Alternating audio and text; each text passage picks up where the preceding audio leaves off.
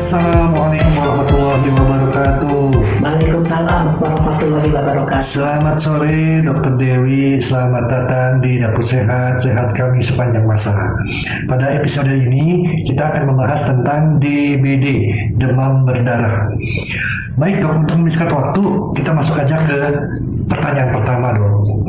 Banyak orang tua panik kalau anaknya demam, langsung berpikir itu DBD. Itu wajar atau tidak dok?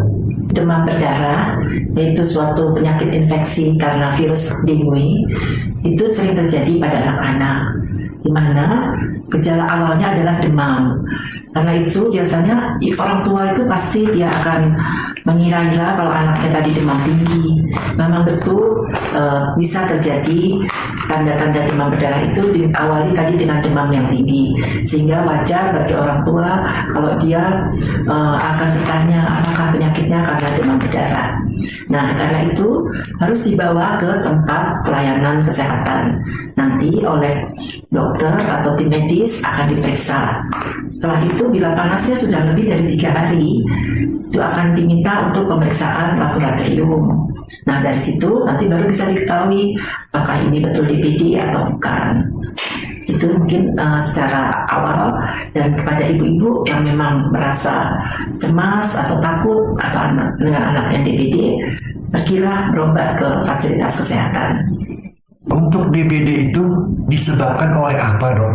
Dan kenapa anak-anak lebih rentan terkena DBD? Penyakit demam berdarah itu disebabkan oleh virus. Virusnya adalah virus dengue dan ditularkan dibawa oleh nyamuk Aedes aegypti. Penyakit DBD rentan pada anak karena kekebalan anak itu belum optimal. Juga anak-anak itu lebih sering sakitnya karena tadi mungkin istirahatnya, asupan makanannya belum pas, dan penyakit ini sering terjadi pada pergantian musim, ya. Yang anak-anak kadang-kadang istirahatnya juga mungkin belum teratur, makanya kita anjurkan anak-anak itu makan makanan bergizi dan istirahat yang cukup. Baik dok, untuk gejala awal atau ciri demam DBD yang sering terjadi itu seperti apa dok? Ciri-ciri dari penyakit demam berdarah yaitu pada awalnya adalah panas yang tinggi, ya, dia bisa mencapai di atas 38,5 ke atas. Kita sebut panas tinggi itu bila suhu anak di atas 38,5 derajat Celcius. Nah, panasnya ini terus menerus, hingga nanti akan naik dan pada hari ke-5 di mana nanti panasnya akan turun.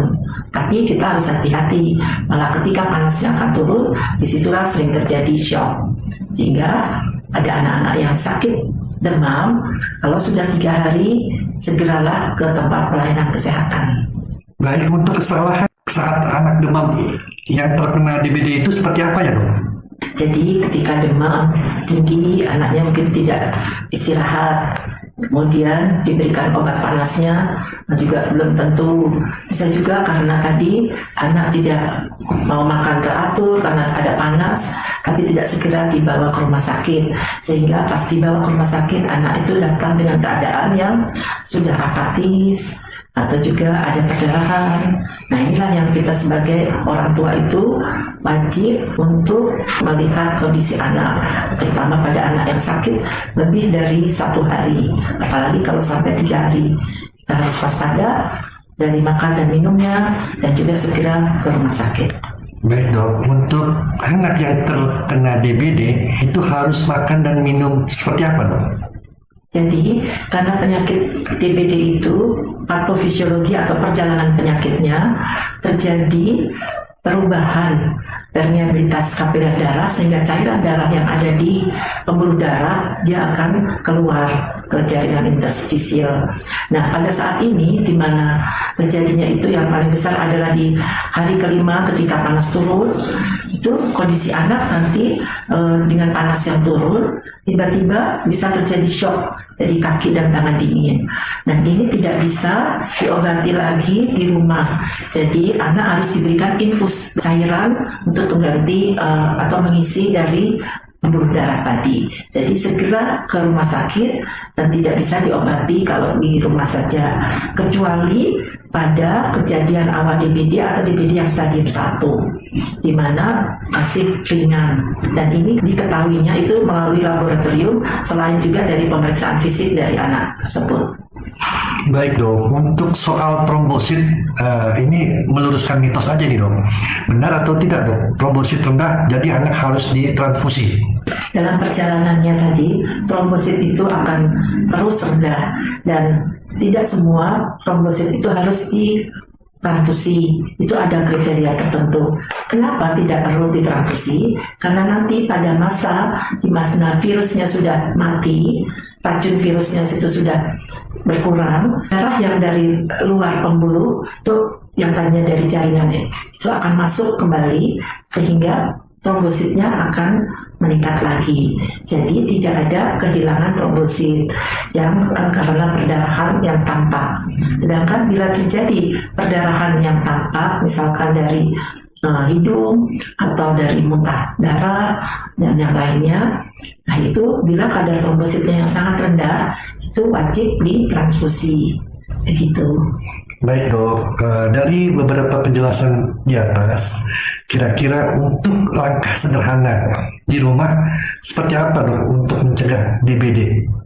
Ya, kita harus tahu untuk mencegah DBD itu adalah pola perilaku hidup yang sehat. Dan untuk masalah penyakit DBD, karena tadi penularannya itu melalui nyamuk Aedes aegypti, yang di hidupnya nyamuk tersebut adalah pada air yang bersih. Tapi kita tidak tahu bahwa air tersebut ada larva atau jentik dari jentik dari nyamuk Aedes aegypti yang sudah ada virus DBD.